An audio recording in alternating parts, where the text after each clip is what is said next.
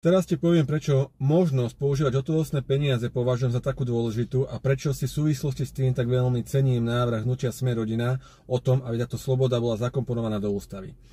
Ide hlavne o slobodu a o súkromie. Dobre, niekto môže argumentovať, že aj tak sme sledovaní na každom rohu kamerou. To je síce pravda, ale tie kamerové záznamy nie sú personalizované. To znamená, že nie je také jednoduché, ako vidíme vo filmoch, si pospať jednotlivé záznamy a vytvoriť z toho nejaký sled udalosti, kde si robil, čo si robil, s kým si bol a tak ďalej. Naozaj nie. Ďalším argumentom môže byť, že existuje digitálna stopa. Áno, v digitálnom svete naozaj prichádzame o veľa súkromia, ale pozor, tu ostáva možnosť voľby. To znamená, že ja sa môžem rozhodnúť, či tie sociálne siete budem používať. Ja sa môžem rozhodnúť, či ten telefón nevypnem a tým pádom moja digitálna stopa zaniká. Pri ale používaní len digitálnych peňazí a zaniknutí hotovosti neustále hlavne finančné inštitúcie alebo niekto, kto si informácie kúpi, vedia o nás, kde sme, čo robíme, za čo kupujeme veci, proste celú našu históriu pohybu a chovania. Je to absolútna strata súkromia a slobody.